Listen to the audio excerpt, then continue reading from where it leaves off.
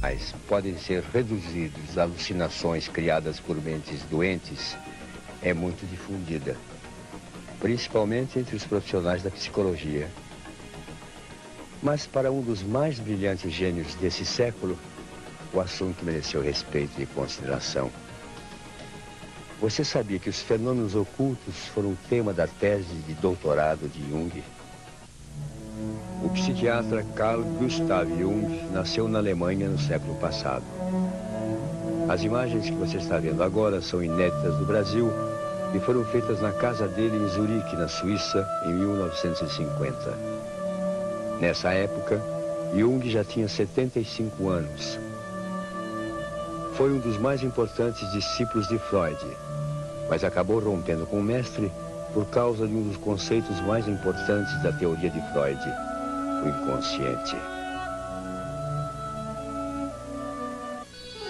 Profundamente atraído pelo esoterismo, Jung estudou e analisou os símbolos das religiões orientais e os da alquimia medieval. No seu livro de memórias, Jung conta que desde criança teve contato com fenômenos ocultos. Ouça como ele descreve esses fatos. Certa vez ouvi um forte estalo dentro de casa. Eu e minha mãe corremos para a sala. Chegando lá, vimos que a tábua da mesa de madeira tinha se partido ao meio. O susto foi terrível. 15 dias depois, outro estalido vindo da direção de um móvel. Quando abrimos a gaveta, encontramos uma faca partida em 4 pedaços. Não havia explicação, pois a faca era de ótima qualidade. Impressionado com esses fenômenos, Jung quis estudá-los mais a fundo e descobriu que algumas pessoas da família, inclusive uma prima, trabalhavam com espiritismo. Nas sessões de mesa giratória, os espíritos estariam tentando uma comunicação com ele. Jung concluiu que esta era a origem de tudo o que estava acontecendo. A partir daí, ele mesmo começou a promover sessões espíritas dentro de casa. Apesar de todas as dúvidas e a dificuldade de falar destes assuntos com Freud, que se recusava a acreditar nos fenômenos, Jung continuou seus estudos. Quando Jung tinha por volta de 35 anos, ele encontrou-se com Freud. E os dois conversavam exatamente sobre esses fenômenos paranormais, né? E Jung quis saber a opinião de Freud, né? Freud é um positivista, racionalista, naturalmente que não via esses fenômenos com bons olhos. E disse a Jung que tudo isso era tolice, né? Nesse momento, o Jung sentiu uma contração muito forte no diafragma. E, novamente, a estante que estava do lado de Freud e Jung estremeceu, fazendo um grande barulho, né? O Jung tentou explicar aquele fenômeno para Freud. A que Freud retrucou, novamente, que era pura tolice. E então, o Jung não sabe precisar de como ele teve essa certeza, o Jung proferiu: para mostrar ao senhor que o que eu digo é verdade, eu afirmo previamente que a estante estalará novamente. E assim, o fenômeno procedeu. Um novo estalido se fez ouvir da estante. Freud e Jung ficaram mudos. Nunca discutiram essa questão em profundidade, nem mesmo na correspondência que os dois trocavam nessa época. As pesquisas de Jung resultaram numa tese de doutorado.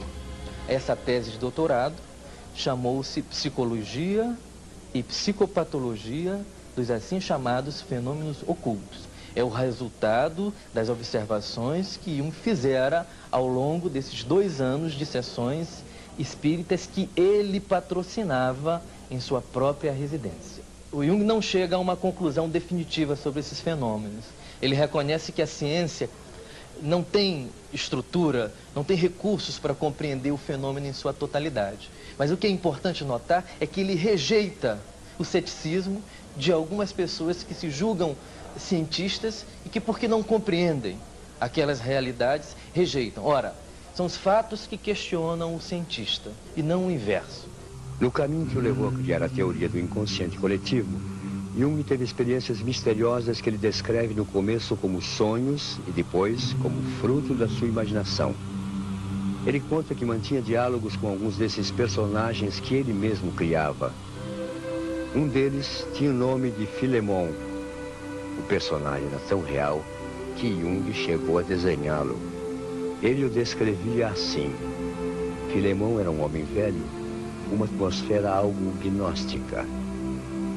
Em imaginação conversei com ele. Ele disse-me coisas que eu não pensaria conscientemente. Percebi que era ele, não eu, quem falava. Era para mim um personagem misterioso. É importante notar, e isso é facilmente observável no livro autobiográfico Memórias, Sonhos e Reflexões, que Jung ora parece um crente e ora parece um cientista. Digamos, essas duas personalidades talvez não tivessem encontrado uma equação satisfatória. Nesse livro autobiográfico, nós temos um Jung que investiga o fenômeno do ponto de vista objetivo e temos ao mesmo tempo o Jung que parece crer numa realidade extracorporal. Em nenhum momento Jung disse que Filemon era um espírito. Sua sólida formação de cientista o levava a explicar sua relação com Filemon como a prova de que a consciência é capaz de criar fantasias tão reais quanto a própria realidade. Jung tratou muitas vezes da relação entre a realidade e a fantasia. Num de seus livros escreveu assim: ocasionalmente a própria realidade pode ser tão arquetípica como a fantasia humana. Às vezes parece que a alma humana se põe a fantasiar fora do corpo.